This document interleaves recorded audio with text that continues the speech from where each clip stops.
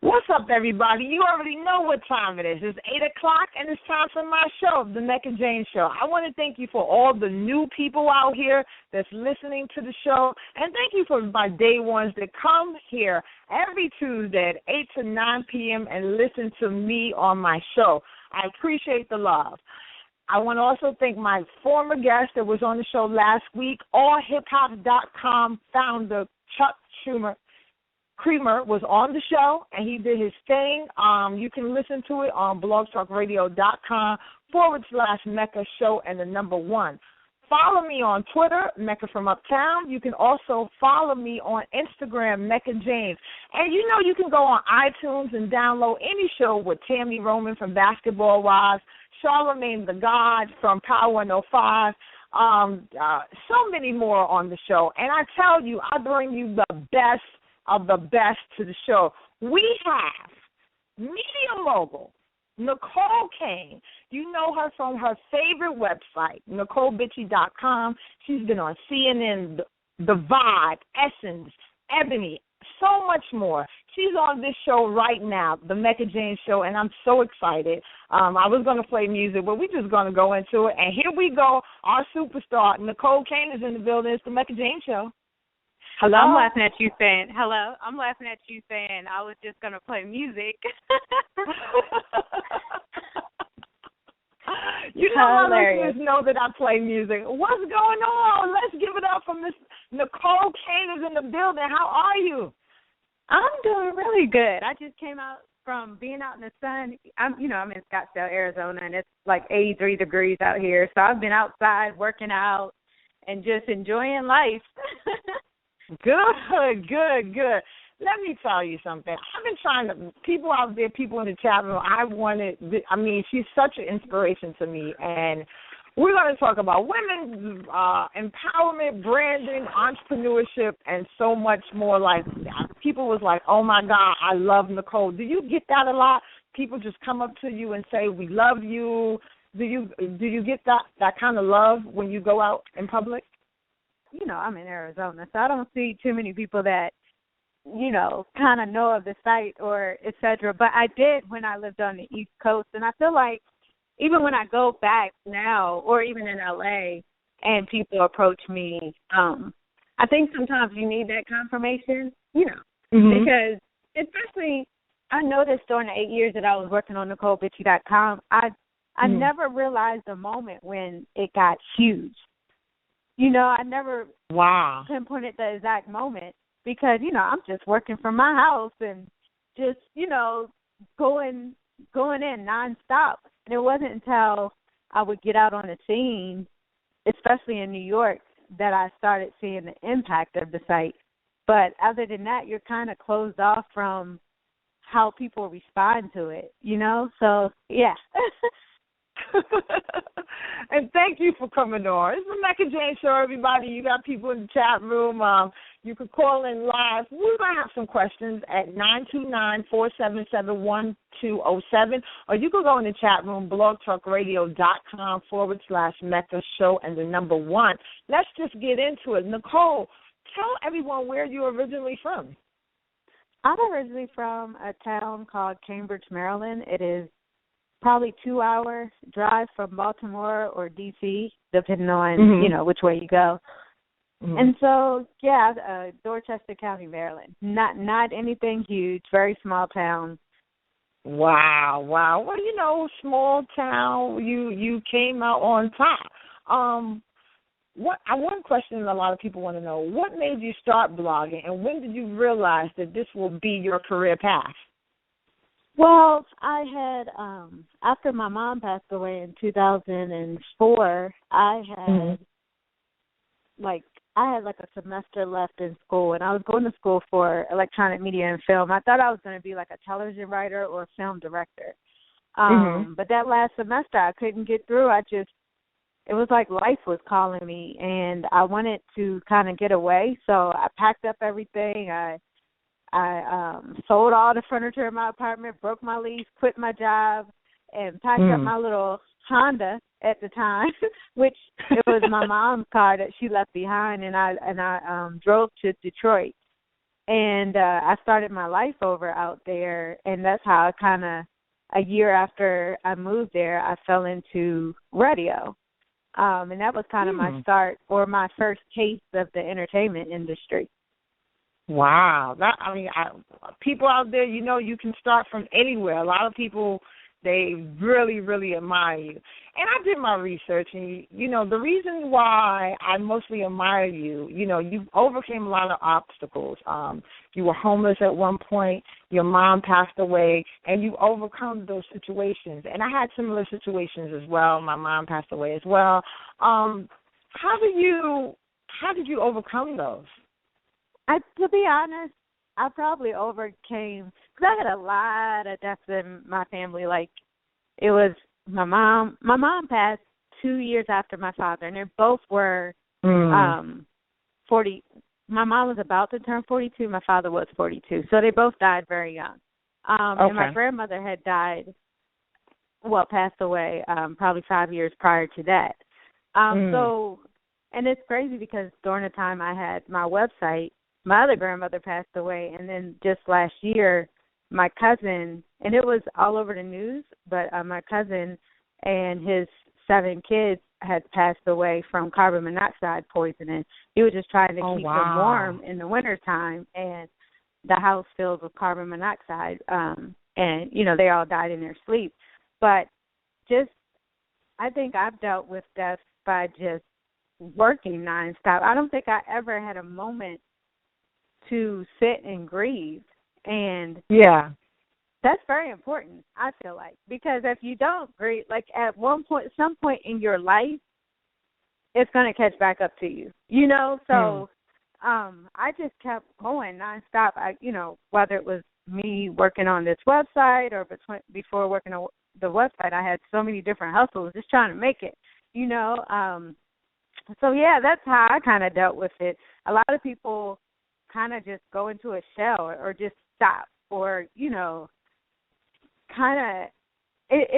either one or the other. You go nonstop so you don't think about it, or you kind of stop everything and you feel like you can't go on.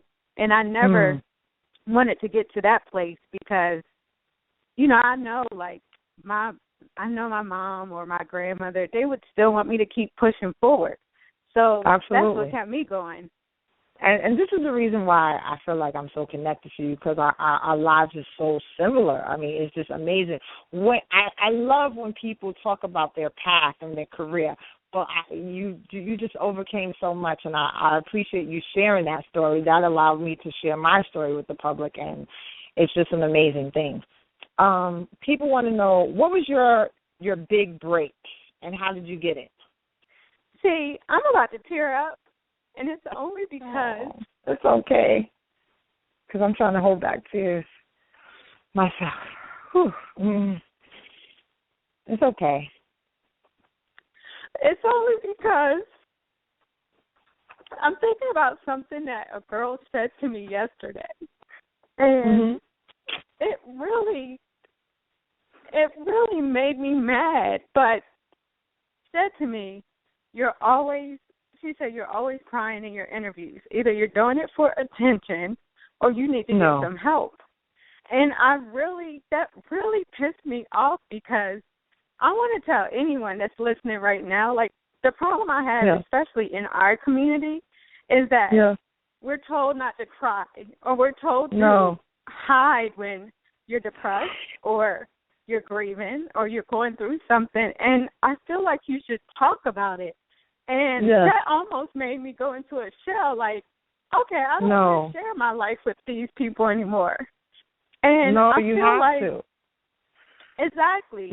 And I'm like, and then I straightened up, and I was like, no, I'm not going to let one person who has something negative to say about me being transparent, because I don't know who I'm helping by talking about whether it's deaths in my family, whether it's business struggles. And sometimes when I cry, it might be a happy cry. You know what I'm saying? Because sometimes you look back at all the things God brought you through, and you realize where you could have been, and that's when those happy tears come. So, honey, I'm gonna cry, and if I cry every interview from in the past and going forward, you're just going to have to deal. And I'm sorry I had to go there, but I was so mad yesterday. It's good. It's good that you go there because we're going to get way off the script. The reason why I love you as a blogger, as a writer, because my mom passed away of cancer. My father is not alive as well. My grandmother died the last year of my graduation, which was in 2000. And when I heard your story, that touched me. There's so many bloggers out here, and there's so many writers out here. And you've also, you were homeless. You had problems with your aunt, and I had the same thing. So you touched me personally. We're going to get off the script of Q&A right now, and you have touched me as well. I've been through those things, and I was like, oh, my God, I felt so embarrassed when my aunt, she didn't want to really take me in, and, family was just crazy because now I don't have a mother. My grandmother passed away, and she was like my second mother. So when you opened up your story about that touched me more than any blog you've ever wrote, any platform you was on, because you persevered, you overcame that. And I'm telling you, I don't have a platform like you have, you touched me. And I tell everyone that. Like, Necole, our lives are so similar. So thank God for you being on the show. And, I'm sorry, God.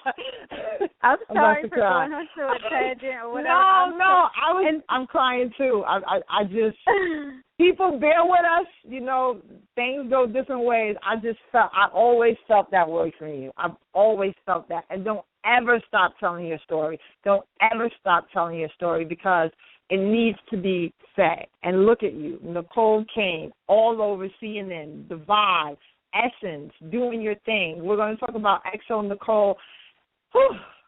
Let me just get a moment here. Thank you. It's funny because I will say I didn't open up about my parents passing away for probably maybe 8 years after they passed because I was so embarrassed by it. And what do you say for people that say, oh, so what do your parents think about, the last thing you want to say is they passed away, and then you have that uncomfortable awkwardness, or I didn't want anyone to feel sorry for me or anything. Exactly. So that's how I felt. It wasn't until I had my blog that I opened up about it. So it's like people, you would never understand what it feels like not to be able to call your lifeline until you lose your parent, especially your mom.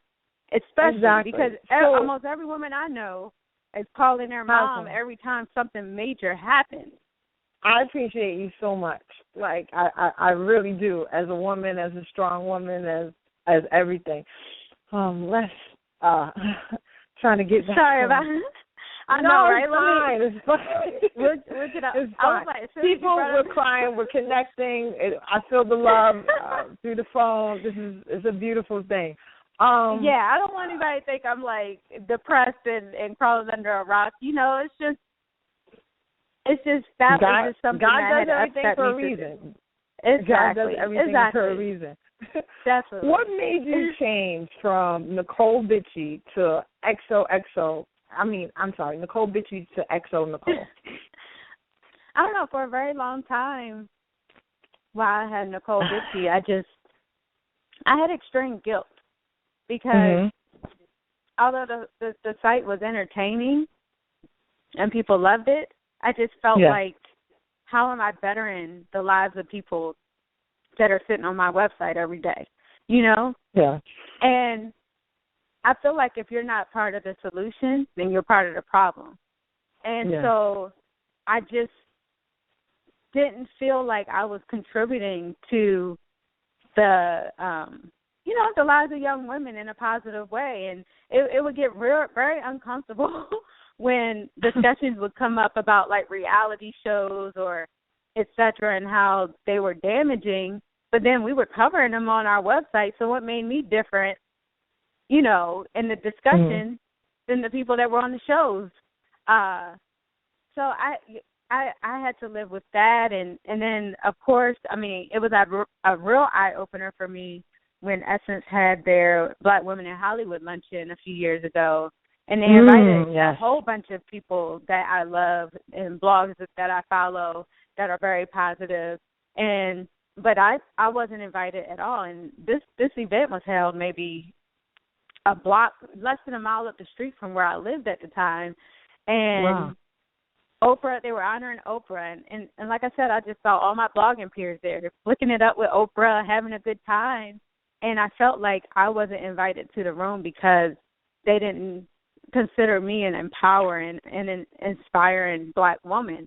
And that kind of hurt, that kind of hurt me a little bit. And I always tell people I've always wanted confirmation and validation that I was doing the right thing from those organizations that salute and honor Black women like Black Girls Rock. That was always important to me to be invited there. I don't think I ever was. I think I kind of bombarded that event rather than really getting invited and people wanting me to be there. So you can be successful, but are you successful for the right reasons? Or you can be relevant, but are you relevant for the right reasons? And when I started asking myself that question, I started asking, when I started saying, if I were to leave the earth today, how would people remember me? And if it was, girl, she had some good tea on her website, that's not how I want to be remembered, when I leave this earth. Of course. And so when you really start thinking about your legacy and how you want to be remembered, I think it really starts bringing your life into perspective. Absolutely, and that's the reason why I love XONecole, and I thought that's a great reason. Your name is all over CNN, Vibe, Essence, everywhere.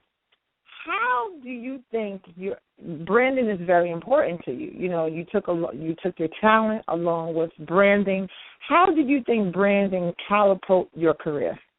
Well, branding myself had a lot to do with it because I think I came up in a time where a lot of sites that were out, there wasn't a face to the site at the time.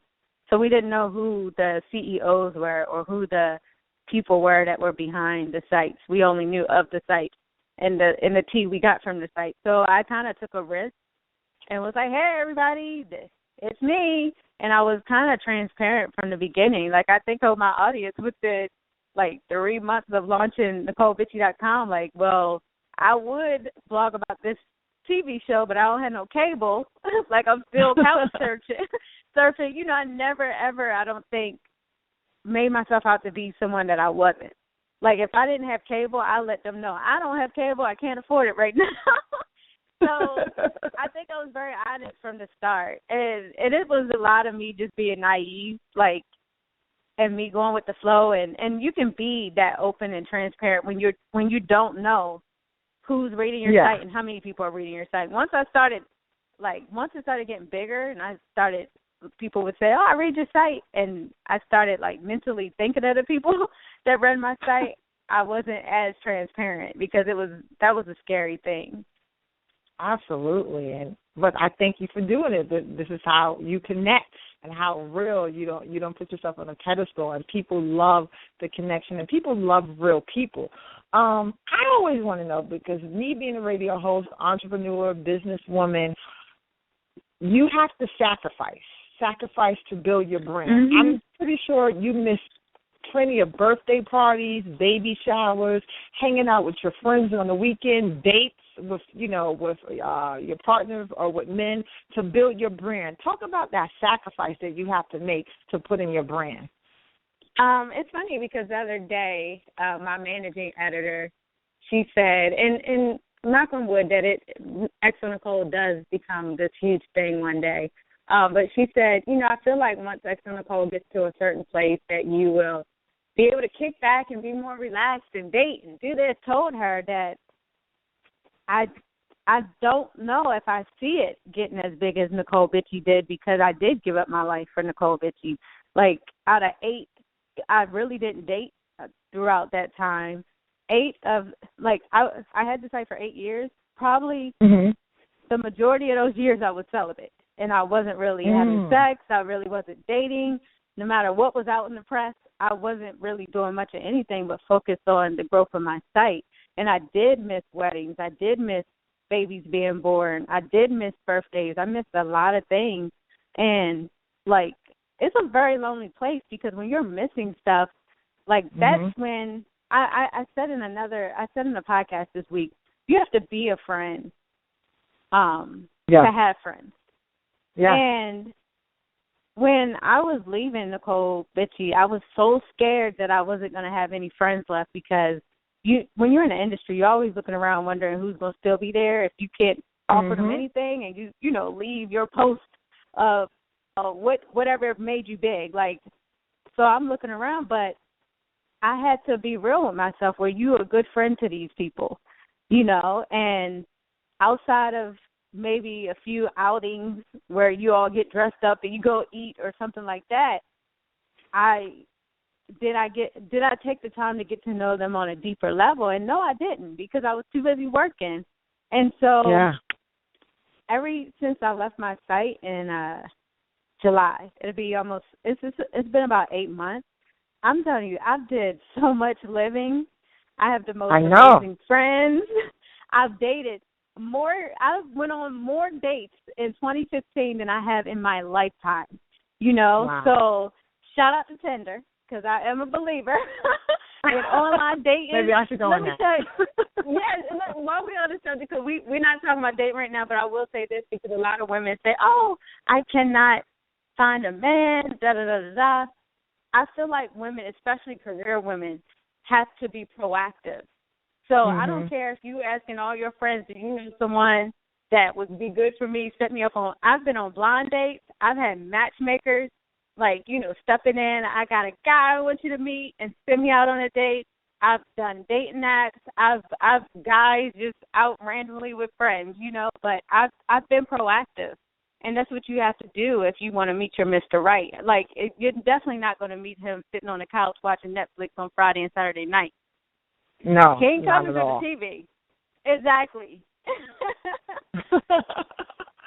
How do you come up with some of your stories for XONecole? There's a lot of substance in that. Does it come from living experience? How does that come into play? How do you work out what goes into your website? Okay, well, I want to make it clear. I've only written one post on XONecole since it launched. Oh, okay. And it's only because I'm going through extreme writer's block, and I think it comes from being burned out, from anxiety, from just the pressure of one of the things like that has caused me extreme anxiety since that XONecole launch was always being compared to my old site and the old success and the old me, like everything, and so I feel like it's caused me a lot of money because when you're trying to uphold a name or uphold a traffic level, etc., that you've done before, then you're putting way more. Like, I put way more into that site than if I was just starting from scratch and no one knew who I was. So what happens is I have a lot of contributing writers in categories across love, relationships, sex. Having a sex category is very important to me, and not because I feel like we should be out there just having sex with anybody, but I do feel like a lot of sites geared towards Black women do not talk about sex, but sites geared towards other races of women does, and it says a lot about how society views us and our sexuality. And so it was very important to me that we had a sex category and that we found women that were very secure in their sexuality and very liberated to write about their experiences, because there is an audience for that. And then, of course, career is a big one on XONecole, and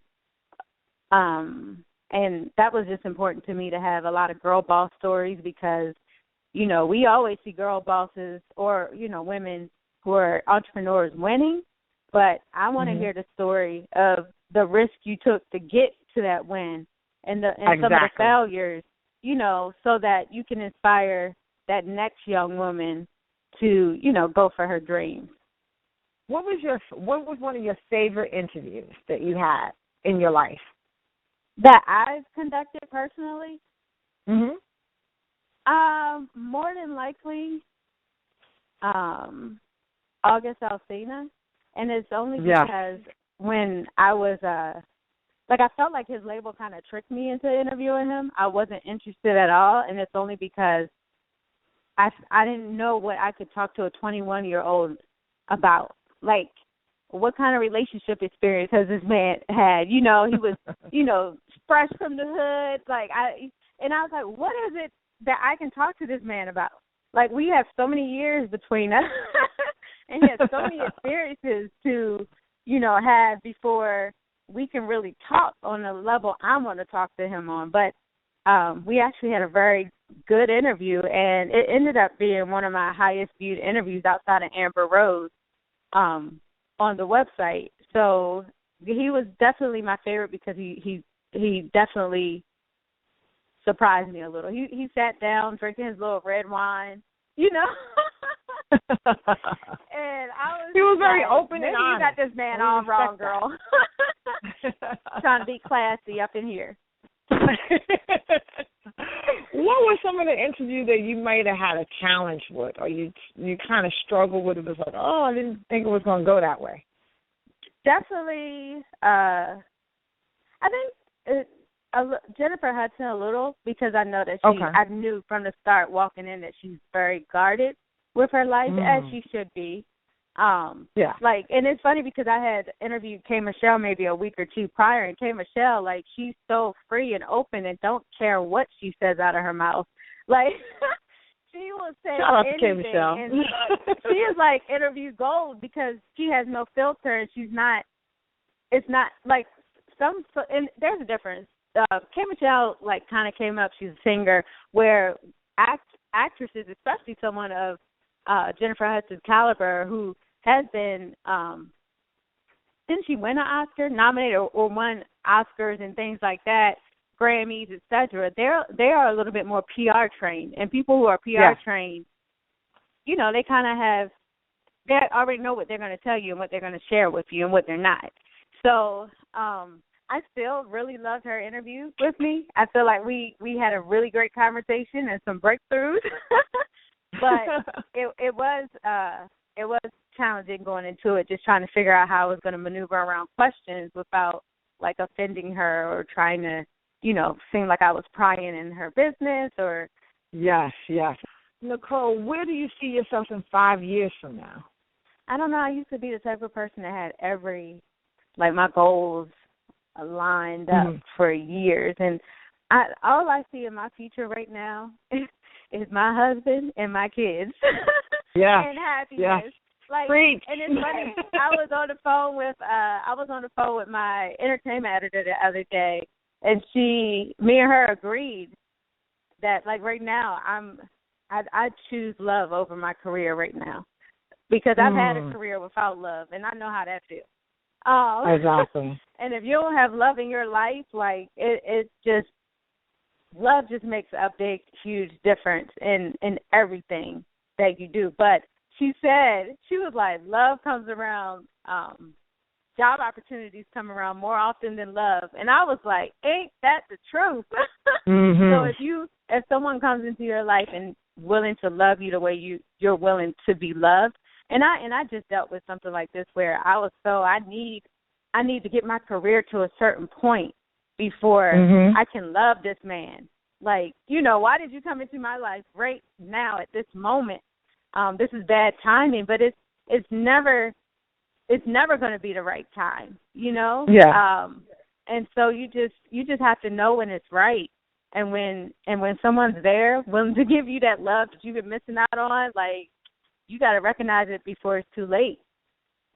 Absolutely. And love is just such a beautiful thing when you have your partner or your boyfriend or your man or whoever, and you can share these moments, your success with. It's just great. Yes. I'm in a good place right now, finally. But anyway, we have so much to talk about. Thank you. We have so much so many people in the chat room. What's your next project? My next project, right now, I mean, I've been kind of working on a book for some time now. That was like my ultimate goal. Launching, like I had been trying to launch a version of XONecole since 2012. So just getting that site up was a big accomplishment for me. And then, of course, I wanted to write a book. Those were like the two like top of my bucket list items for career that I had. And I think, I mean, I'm really tapped. I really have to say, sometimes I look at God and what he's done in my life, because when I first started Necole Bitchie, the things that happened during those 8 years are things I never imagined in life. I could have never imagined. I never dreamed that big. You know, and sometimes they say, like, if your dreams aren't big enough, like, or if they don't make you uncomfortable, they're not big enough. Well, they didn't make me uncomfortable, so my dreams weren't big enough in the beginning. But I will say it's opened my eyes to endless opportunities, and that the fact that if me, a small-town girl, you know, could make a way and become this huge, have this huge website, you know, then anything is possible, because I can just imagine where I could have ended up, you know. But God had different plans for me, and I know he's still pushing and moving and doing amazing things. Amazing things in your life. God is good. I know we went so far, Necole. We have to do a video. Back to that 5-year thing, I just sometimes when you're so caught up in work, and then especially with me, so caught up in that negative gossip all the time, that I started having a negative I started feeling like, well, maybe marriage isn't for me, or maybe having kids isn't for me, you know. And if I can have a career, I can have a husband, I can have kids, and I can have balance. It might not be perfect balance, but I can have balance. And that's what I'm setting out to prove within these next 5 years of my life. Seems like we're on the same path. Definitely. Like, I do not want you to see me on TV when I'm 45 years old telling you what my regrets were, because I worked so hard I forgot what really matters in life. I don't want to ever have that moment. Can you give any advice to any bloggers out here, any writers? What advice you can give them? I think my only advice, and I mean, I'm sure, I mean, people hear this all the time, to pursue a career that you're passionate about. Because I think a lot of times we pursue things that look like it's popular for the moment. If celebrity gossip is popular, I want to do that. Not knowing you have to really dedicate your entire, like, especially in the beginning of a business, there is no way you can make your business huge and not dedicate at least the first 3 years of your life to making it, you know, pop. Like, and you're going to sacrifice, like you said, friendships, relationships, etc. So if you're going to spend that much time building your brand, at least make sure it's something you enjoy doing every day. And I think, you know, it was something I enjoyed for the first year or two, and then I hated it afterwards. But I'm spending my entire life, or at least 18 hours a day, 16 hours a day, doing something that wasn't fulfilling me. And I did that for at least 6 years, because it made a lot of money. And, like, it made for a very miserable life. And sometimes you look back and you're like, damn, I lost a lot of years. You know, even though it did afford me a great lifestyle and I did travel, I don't remember half of that stuff. Like, half of those moments I had during those 6 years are not even top of mind when people ask me about different things. But I remember moments, like really special moments with friends and with families. And like you said, birthdays, and when you get to go to somebody's baby shower or wedding, you remember those things. Yeah. You don't remember who you stood next to in a party. You know, that's just not something that sticks with you as you age. It starts to not matter anymore. It definitely doesn't. And that's the path I'm on. Yeah, you definitely have to make sure it's something you're passionate about. You wake up excited to start another day. Like, oh, yes, I'm excited. I'm about to do that, you know. That's my biggest advice and my only advice to anyone, to be honest. That's the key to success. Most people who are extremely successful are passionate about what they do. And I notice a lot of people who are extremely successful as well, they've found out what their purpose was. And they started chasing purpose versus money. That's the key. What do you say about the naysayers? Because I know coming up, you know, you had a lot of obstacles.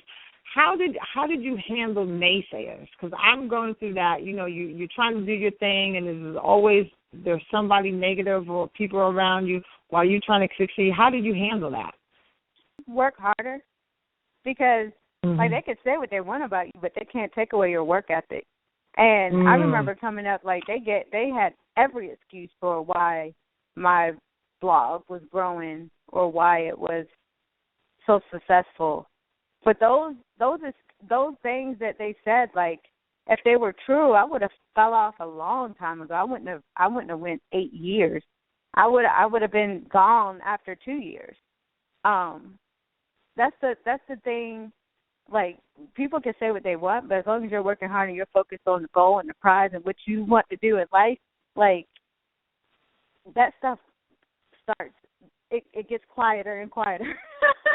And then all of a sudden, like, you're like, where are naysayers at? I like that I had haters. But yeah, it's and trust me, I'm kidding. I do not want any haters. But no, but yeah, at all. Working hard is how you respond to people who don't believe in you or people who, like, have very negative things to say. Because a lot of times, a lot of negativity comes from people watching you do what they wish they had the guts to do. And Absolutely. when you realize where that energy comes from, and it's not very personal to you, and they've never met you. A lot of times they never met you before. So it's not personal to you. It's a reflection of how whatever their goals are or whatever they've gone through in life. And you just pray for those people and keep kind of moving. I just appreciate, we have a couple more minutes. I appreciate you so much for being on the show, Necole, because, there's people on a certain level that's like, no, I'm not doing a podcast. No, that's not my thing. Go into my PR. But you were so humble and so down to earth, and you just said, yes, you would do it. And I just thank God for you. No, she's leaving out a little piece. She asked probably like for 2 months, but I wasn't ready. Like I would say this, Mecca probably asked for the interview in January, and it's now March, and we're just now doing it. But I've been telling everybody that has asked for an interview that I'm on break right now. Like I'm on, because I needed time. I needed time to myself to just know who I was and just live a little before I could go back out into the world and talk to people and inspire and all that other stuff. I needed to figure me out. And so I took a year off just to be, And some people don't even give themselves a year off because they're scared they won't be relevant anymore. But what was most important to me, that when I came back and I started talking again and being on shows, that I was very assured of myself. I knew who I was, and I wasn't portraying something that people perceive me to be versus who I authentically am. So I'm comfortable with knowing I'm comfortable now enough to do these interviews again. Absolutely. Look at God. Thank you so much. What do you want to say to all the people in the chat room and then anybody else? We got a couple more. What do you want to say? Necole Kane is on the Mecca James Show. What do you want to say? I'm still hyped. I thank you guys for tuning in. Like, again, when you leave something so big, I think it takes people a long time to leave something like that because you're scared nobody will care about you anymore. So the fact that people have called in, the fact that they are on the chat board and just listening, period, means a lot to me. It really does. So I really appreciate the support.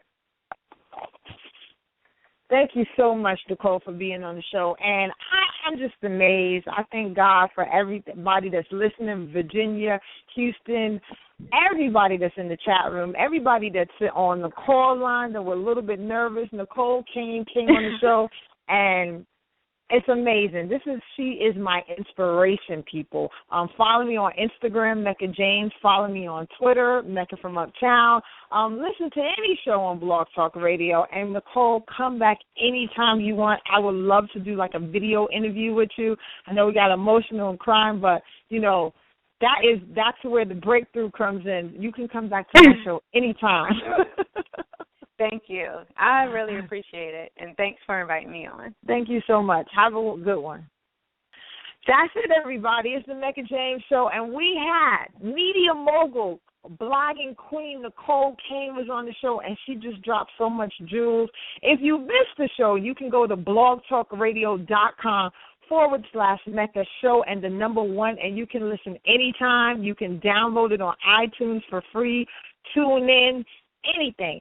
Follow me on all my social media sites. You can listen to shows with Tammy Roman from Basketball Wives, Charlamagne the God, and come back with me this Tuesday. Every Tuesday I'm here, 8 to 9 p.m. Eastern. Till next week, love, live life. God bless.